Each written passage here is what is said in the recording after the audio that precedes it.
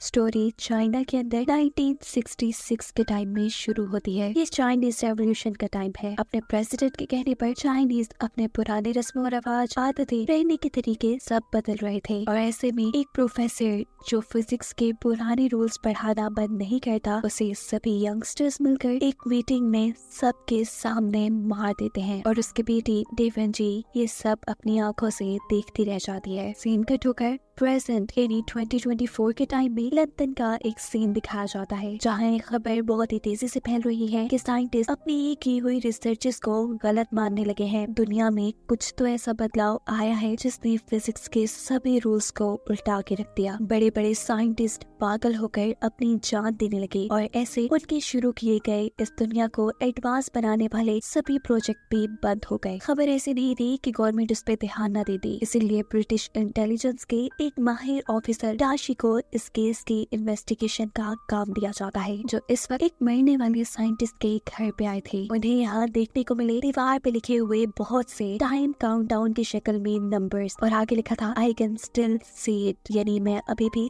इन लफ्जों को देख पा रहा हूँ। साइंटिस्ट की पूरी बॉडी चाकू से जख्मी थी, यहाँ तक कि उसने अपनी आंखों को भी नोच के निकाल डाला था। दूसरी तरफ लैब के अंदर हम सोल नामी एक साइंटिस्ट को दिख रहे हैं, जो अभी भी इसी चीज के बारे में रिसर्च कर रहा है कि अचानक ही उनकी सभी स्टडीज कैसे फेल हो गई। इसमें कोई उनकी गलती थी या फिर अचानक ही दुनिया में कोई बहुत बड़ा चेंज आ गया। यहीं पर हम उनकी साथी साइंटिस्ट को देखते हैं, जो भी एक बहुत बड़ा एक्सपेरिमेंट कर रही थी। वो इस वक्त पर सोल से कुछ बातें करती हैं और अगले ही सीन में किसी कुएं जैसी जगह में गिरकर अपनी जान दे देती है। यानी एक और साइंटिस्ट की मौत, जिसके बारे में सुनने के बाद डाशी उन्हीं के ग्रुप के बाकी साइंटिस्ट पे नजर रखने का डिसाइड करता है, क्योंकि उसे लगता था कि अब अगला कोई इन्हीं के ग्रुप में से मारा जाएगा। डाशी एक बात ये भी नोटिस करता है कि जो साइंटिस्ट ज्यादा बड़े प्रोजेक्ट के ऊपर काम कर रहे थे, उनकी मौत पहले हुई है। इनके ग्रुप में हम सबसे पहले मिलते हैं जिनसे। वो मल्टी डायमेंशनल फील्ड के ऊपर रिसर्च कर रही थी। उसके साथ ही ऑगी एक बहुत बड़ी कंपनी की साइंटिस्ट थी, जिसने अपनी कंपनी के लिए एक बहुत ही मजबूत माइक्रोफाइबर तैयार किया था, जिसकी मोटाई इंसानी बाल से भी कम थी। ये दोनों आपस में यही बात डिस्कस कर रहे थे कि आखिर साइंटिस्ट खुदकशी क्यों कर रहे हैं। और दूसरी तरफ उनके बनाए हुए नए फॉर्मूलास, जो उन्होंने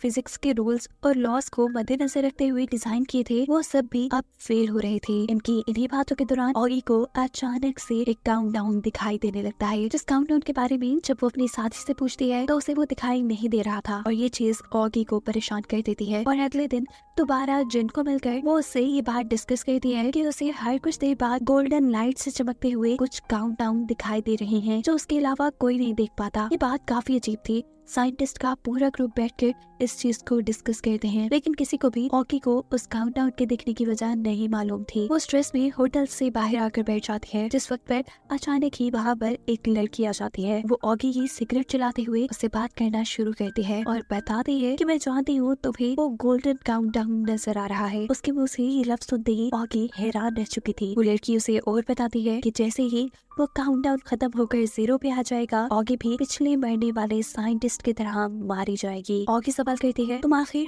हो कौन? ये लड़की अपना नाम तातियाना बताती है और उससे कहती है कि इस काउंटडाउन को रोकने का सिर्फ एक ही तरीका है, तुम जिस नैनो फाइबर बनाने वाले प्रोजेक्ट के ऊपर काम कर रही हो उसे अभी के अभी बंद कर दो। लेकिन ऑगी इस लड़की की ये बात क्यों मानती? उसने इस प्रोजेक्ट में इतनी मेहनत की थी। जवाब में लड़की कहती है अगर तुम्हें मेरी बात पे भरोसा नहीं तो कल रात तुम आसमान में देखना, पूरा यूनिवर्स तुम्हें ऐसा ही करने का इशारा दे रहा होगा। इस लड़की की बातों का सच जानने के लिए वो अगले दिन सोल के साथ रात के 12 बजे सड़क पे बैठ जाती है और हैरान कुन तौर पर आसमान के सभी सितारे एक साथ चमकने लग जाते हैं। वो सितारे बार बार ब्लिंक कर रहे थे, ऐसे जैसे कोई कोड बता रहे हो।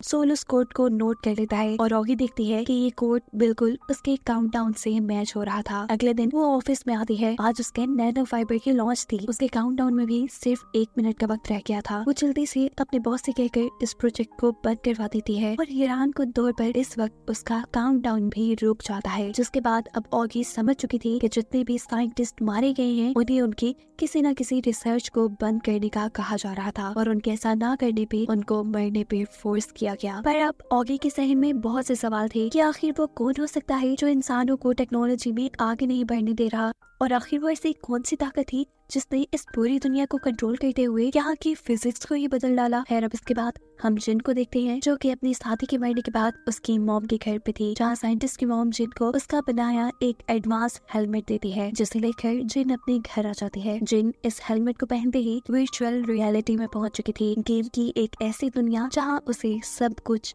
असल दिखाई दे रहा था। उसे यहाँ सब कुछ बहुत ज्यादा रियल लग रहा था। वो इंसानों को टच कर सकती थी, उन्हें फील कर सकती थी। वो परेशान होकर इस हेलमेट को उतार देती है और अगले दिन अपने दोस्त जैक को दिखाती है। इस हेलमेट की क्वालिटीज बताने के साथ वो जैक को कहती है कि ऐसा एडवांस हेलमेट कोई आज के टाइम में नहीं बना सकता। उसने ये कैसे किया होगा मुझे नहीं पता। अब इस हेलमेट की और क्वालिटीज को चेक करने के लिए ये दोनों एक साथ हेलमेट पहनकर उसकी वर्चुअल रियलिटी के अंदर पहुंच जाते हैं। ये एक गेम थी और यहाँ पर अजीबो गरीब तरह के नेचुरल डिजास्टर्स आया करते थे, जैसे अचानक गर्मी का इतना बढ़ जाना कि वहाँ पर लोग सूख जाया करते थे। कभी मौसम इतना ठंडा हो जाता कि तूफान रुकता ही नहीं था और कभी कभार तो यहाँ की ग्रेविटी भी खत्म हो जाती थी। इन हार्श कंडीशंस के अंदर यहाँ के इंसानों ने अपने आप को सुखाकर स्लीप मोड में भेजना सीख लिया था और वो लोग सही मौसम आने पर अपने आप को पानी में डालकर जिंदा कर लिया करते थे। गेम ये थी कि इन्हें फिजिक्स के जरिए जानना था कि इस प्लेनेट का टेम्परेचर इतना जल्दी जल्दी चेंज कैसे हो जाता है। जिन और जैक दोनों ही बहुत सही थे। जैसा हमें पता है वो तो साइंटिस्ट थे, वो जल्द ही ये बात पता चला लेते हैं कि ये प्लेनेट जिस सोलर सिस्टम के अंदर है वहाँ एक नहीं बल्कि तीन सूरज हैं, जिनके एक साथ ऑर्बिट्स में रिवॉल्व करने की वजह से मौसम इतनी जल्दी तब्दील होता है। और जैसे ही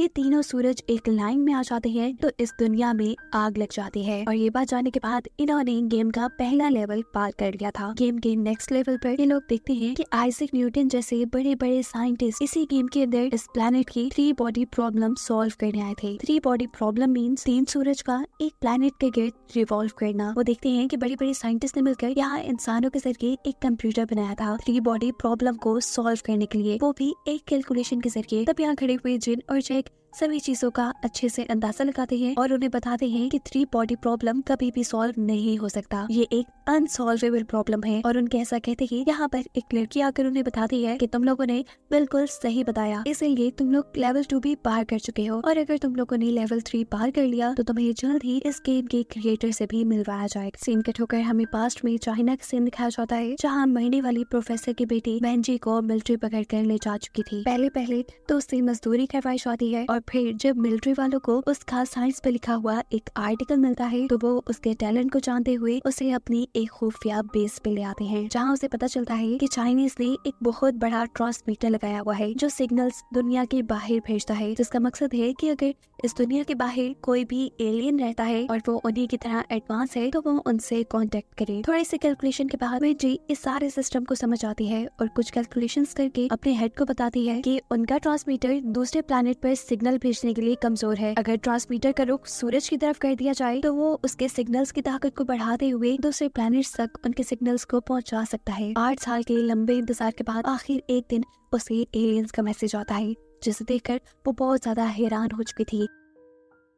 एलियंस के मैसेज में लिखा था कि अगर वो अपने प्लेनेट और प्लेनेट पे रहने वाले लोगों को बचाना चाहती है तो वो आइंदा कभी उनसे कांटेक्ट ना करे, वरना इंसानों की सोसाइटी तबाह हो जाएगी। वेंजी जो इंसानों को पहले ही बेरहम समझती थी और वो ये नोटिस कर रही थी कि कैसे आहिस्ता आहिस्ता ये इंसान इस दुनिया को खराब करते जा रही है, तो इस चीज को देखते हुए वो एलियंस को मैसेज करती है कि इंसान इस प्लेनेट को खराब कर रहे हैं, आप लोग इस प्लेनेट पे आकर टेक ओवर कर लें, जिससे ये प्लेनेट बच जाएगा और इसमें जितना हो सके मैं आपकी मदद करूंगी। सीन्स दोबारा प्रेजेंट में शिफ्ट होते हैं, जहाँ आज ऑगी के प्रोजेक्ट की डिमॉन्स्ट्रेशन है, यानी वो अपने प्रोजेक्ट के बारे में लोगों को बता रही है। और इस इवेंट के सक्सेसफुल होने के बाद ऑगी का काउंटडाउन दोबारा से शुरू हो जाता है, जो देख वो बहुत ज्यादा डर जाती है और फौरन ही इस प्रोजेक्ट को बंद करने का ऑर्डर दे देती है। यहाँ डाशी अपने सीनियर ऑफिसर को मरने वाली साइंटिस्ट के घर से मिला वो एडवांस हेलमेट लाकर देता है, जिसको पहनने पर इंसान वर्चुअल रियलिटी में पहुंच जाते थे। न सिर्फ ये, इस हेलमेट को पहनने पर ये हेलमेट इंसान के दिमाग के न्यूरॉन्स को भी अपने साथ अटैच कर लेता था। दाशी का मानना था कि ये किसी ऐसे इंसान ने बनाया है जिसको ज़हीन और काबिल लोगों की तलाश हो, क्योंकि ये हेलमेट हमारी एबिलिटीज को भी डिटेक्ट करता है। सबके बाद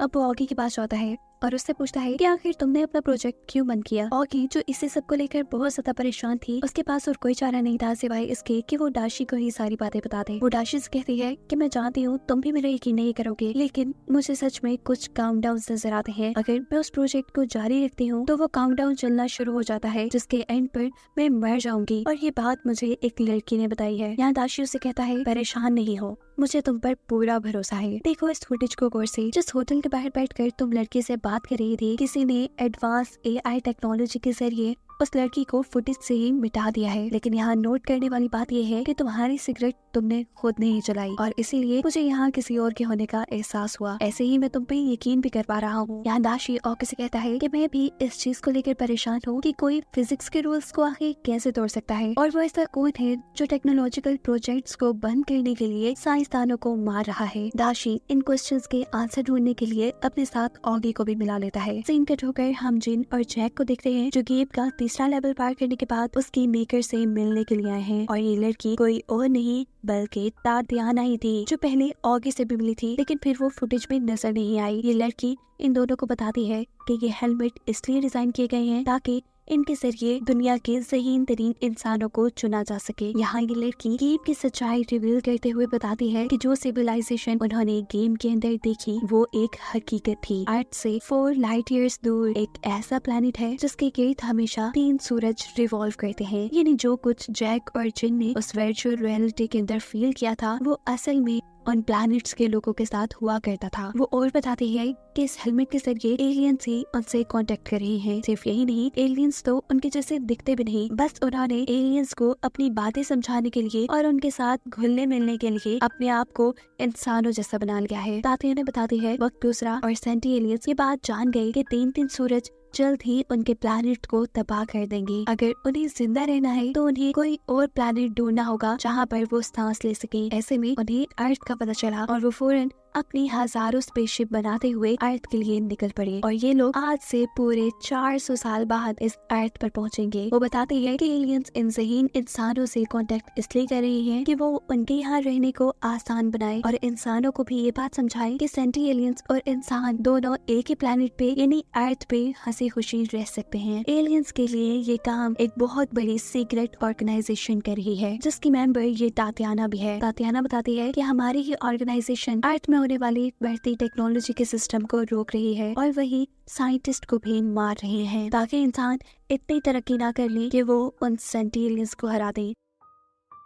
तातियाना की ये सारी कहानी सुनने के बाद जैक को गुस्सा आ जाता है। वो आखिर इंसानों को छोड़कर इंसानों को धोखा देकर एलियंस की मदद क्यों करता, इसीलिए वो गुस्से में वहाँ से उठकर चला जाता है। जबकि जिन तातियाना की मदद को तैयार हो जाती है, जिसके बाद जिनको एक पार्टी का इनविटेशन लेटर दिया जाता है। इस पार्टी में जिनको इस ऑर्गेनाइजेशन की लीडर से मिलवाया जाना था। सीन कट होकर दोबारा पास्ट का सीन दिखाया जाता है, जहाँ वेंजी एलियंस को अर्थ पे आने का इनविटेशन भेज चुकी थी। साथ ही उसने अर्थ की लोकेशन भी उन्हें दी थी और इस सब की खबर यहाँ किसी और को नहीं थी। इसी चाइनीज मिलिट्री ऑर्गेनाइजेशन के अंदर उसे एक बिलियनर इंसान माइक मिलता है। इंसानों को लेकर इन दोनों की सोच काफी मिलती थी। ये दोनों ही इंसानों को राक्षस मानते थे जो आहिस्ता आहिस्ता इस अर्थ को तबाह कर रहे थे। माइक को भी लगता था कि अगर एलियन इस दुनिया में आकर इंसानों को गुलाम बना लें तो तब ये अर्थ भी सेफ रह सकती है और इंसान भी ठीक हो सकते हैं। और वो अपनी इस सोच को पूरा करने के लिए वेंजी को चाइना से निकालकर USA यानी अमेरिका में ले। माइक जिसके पास बहुत पैसा था, उसने यहाँ बहुत बड़ी बड़ी शिप्स खरीदी और उस पर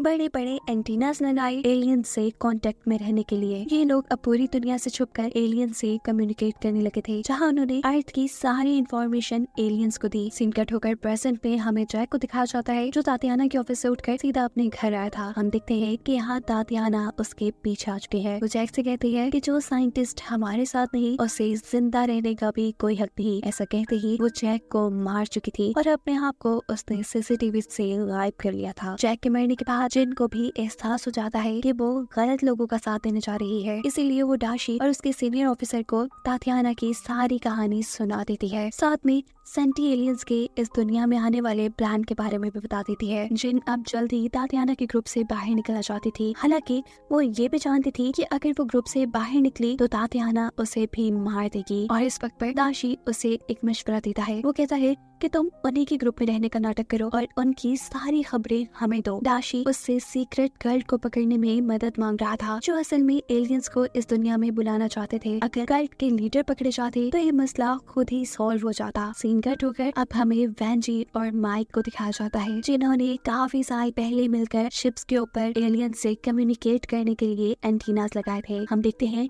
कि माइक अब बूढ़ा हो चुका है। वो पिछले 50 सालों से इंसानों की एडवांसमेंट की हर इंफॉर्मेशन एलियंस को भेज रहा था। उसने जो कल्ट ग्रुप बनाया था वो भी अब बहुत बड़ा हो चुका था। एक दिन माइक जब एलियंस को इंसानों के झूठ बोलने वाली आदत के बारे में बताता है तो एलियंस इस बात को समझ जाते हैं कि वो कभी इंसानों पर एतबार नहीं कर पाएंगे और ऐसे में उनके साथ रहना भी मुश्किल हो सकता है। इसलिए उन्होंने अब माइक को रिप्लाई करना भी बंद कर दिए थे। यहाँ दिखाया जाता है कि वेंजी भी दाशी के कहने पर उस कल्ट की मीटिंग में गई जो एलियंस को यहाँ बुलाना चाहते थे। वो यहाँ ये देखकर हैरान हुई कि उस ग्रुप की लीडर उसकी मरने वाली दोस्त की मॉम थी और उसे ये चीज शॉक कर देती है कि क्या उसकी मॉम ने खुद अपनी बेटी को मरवा दिया। हमें ये बात भी पता है कि ये औरत असल में वेंजी है, जो अब बूढ़ी हो चुकी है। वो यहाँ लोगों से स्पीच करते हुए कहती है कि इंसान बहुत बेरहम है और इंसानों से कहीं ज्यादा अच्छे वो सेंटी एलियंस हैं, जो आज से 400 साल बाद इस जमीन पे आएंगे। हमें इस जमीन को उनके रहने के काबिल बनाना होगा, साथ ही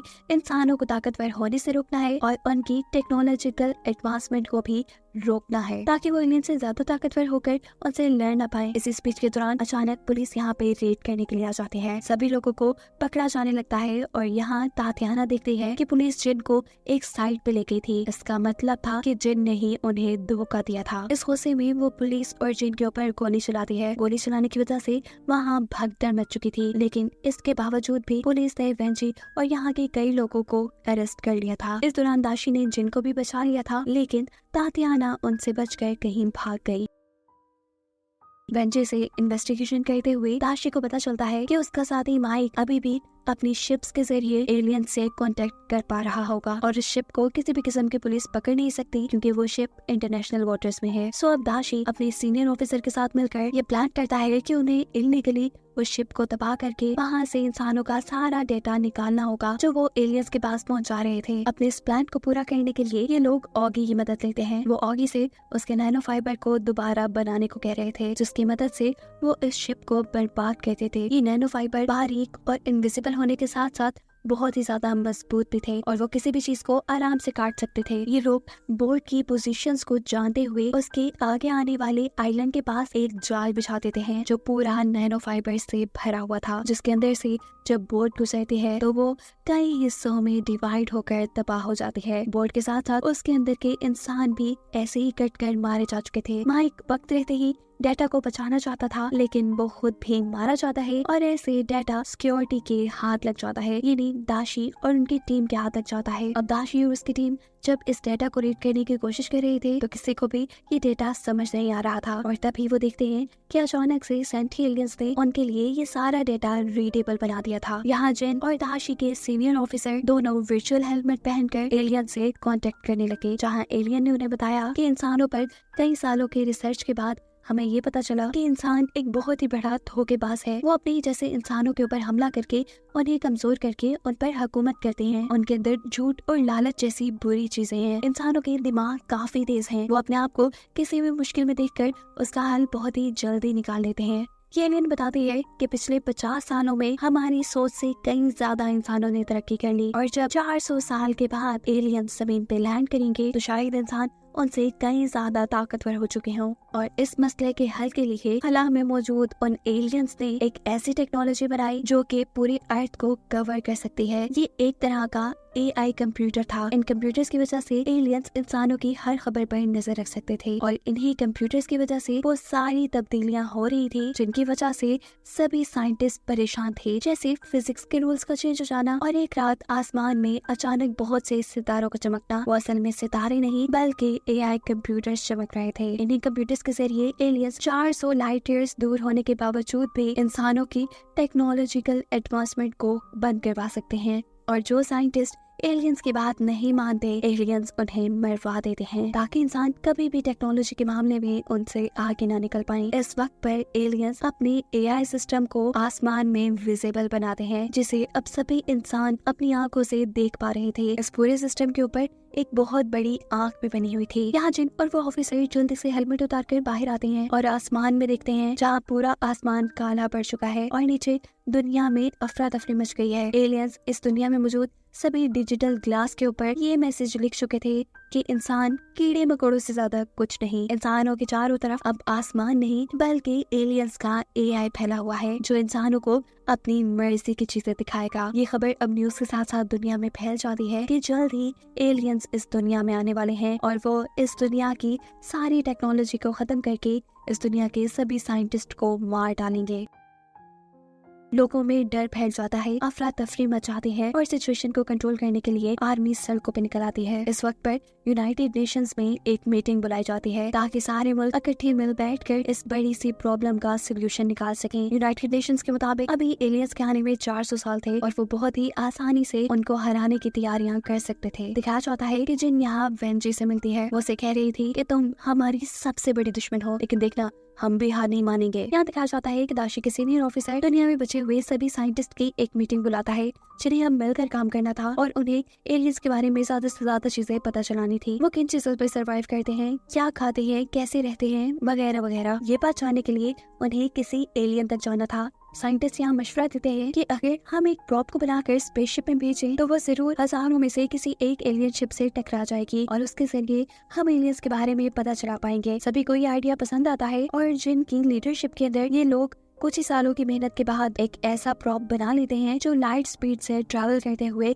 स्पेस में जाएगा। ये प्रोजेक्ट काफी महंगा पड़ने वाला था। इसमें कोई इंसान इसलिए नहीं जा सकता था क्योंकि उसका वजन बढ़ जाता और फिर वो इतनी स्पीड में ट्रैवल ना कर पाता। या ऑफिसर जिनको मशवरा देते हैं कि क्यों ना उस प्रॉप के अंदर किसी इंसानी दिमाग को रखा जाए जो एलियन के स्पेसशिप के साथ टच होते ही सारा का सारा डेटा जमीन पे भेज दे। लेकिन इसके लिए अपना ब्रेन कौन देता? ब्रेन देने पे तो वो मर जाते और उन्हें किसी आम इंसान का दिमाग भी नहीं चाहिए था, उन्हें किसी सही साइंटिस्ट का दिमाग चाहिए था। और यहाँ पर जिनको अपना एक साथी याद आता है जिसे अब कैंसर था और उसके पास कुछ ही दिनों की जिंदगी बची थी। वो इंसानों को बचाने के लिए अपनी जान की कुर्बानी देने को मान जाता है और अब प्लान के मुताबिक विल नामी इस साइंटिस्ट के ब्रेन को निकालकर प्रॉप में डाल दिया गया था। कुछ ही देर में उस प्रॉप को स्पेस में लॉन्च भी कर दिया जाता है। दिखाया जाता है कि वो बड़ी तेजी से एलियंस की स्पेसशिप की तरफ बढ़ रहा था, लेकिन आखिरी वक्त पर वो प्रॉप अपना रास्ता चेंज कर लेता है, जिसका मतलब था कि इंसानों का ये प्रोजेक्ट फेल हो गया और विल का सेक्रीफाइस भी बेकार किया। इस प्लान के फेल होने के बाद ये लोग अब अगला प्लान बनाते हैं। इंडिया से एक मेजर बुलाए जाते हैं जिनकी लीडरशिप में अब चांद पे एक बेस बनाई जाएगी जिसके जरिए वो लोग एलियन से लड़ेंगे। सीन कट होकर हमें दिखाया जाता है तातियाना को, जो उस कल्ट में बच गई थी और वो अब एलियंस के किसी भी सिग्नल का इंतजार कर रही थी। दूसरी तरफ दिखाया जाता है कि दाशी सोल नामी उस साइंटिस्ट को लेकर, जो ऑगी और जिनका दोस्त था, UN की मीटिंग के अंदर पहुंचता है, जहाँ UN यानी यूनाइटेड नेशन के लीडर इन सबको बताते हैं कि एलियंस के AI का आसमान में होने की वजह से वो लोग जमीन पे कुछ भी करेंगे तो एलियंस को उसकी खबर हो जाएगी। इंसान चाहे जितना भी ताकतवर कोई वेपन बना ले, एलियंस उसकी खबर लेकर अपने आप को उससे भी ज्यादा मजबूत कर लेंगे। लेकिन अब खुशी की बात ये थी कि बहुत रिसर्च के बाद कुछ साइंटिस्ट ने इस AI की एक कमजोरी ढूंढ निकाली थी, जहाँ ये AI इंसानों को सिर्फ ऑब्जर्व कर सकता है, इंसानों को अपनी मर्जी की चीजें दिखा सकता है, लेकिन वो इंसानों का दिमाग नहीं पढ़ सकता। सो इसलिए इंसानों के पास उनकी सबसे बड़ी ताकत उनका दिमाग है और इसी चीज को ध्यान में रखते हुए UN ने एक नया प्रोजेक्ट बनाया था। इस प्रोजेक्ट में सिर्फ 3 लोग काम करने वाले थे। इन 3 लोगों का मेन मिशन था एलियंस को हराना और जो भी प्लान था वो उसे अपने दिमाग में रखने वाले थे। किसी भी तरह से वो उस प्लान को किसी दूसरे को नहीं बता सकते थे। अपने प्लान को पूरा करने के लिए उनको दुनिया की सारी अथॉरिटीज दी गई थी। वो जो भी हुक्म करेंगे अथॉरिटीज वो पूरा करेंगी। और इन 3 लोगों में एक सोल भी था, जिसके बाद हम देखते हैं कि दाशी जिन और सोल को लेकर एक ऐसी जगह पे गया है जहाँ पे बहुत से बग्स हैं। वो इन दोनों से कहता है कि चाहे एलियंस उन्हें बग्स समझते हो, लेकिन वो ये नहीं जानते कि जब लड़ाई उनकी जिंदगी की आ जाए तो वो कुछ भी कर सकते हैं और वो करेंगे भी। और इसी इरादे को करते हुए इस सीजन का यही एंड हो जाता है।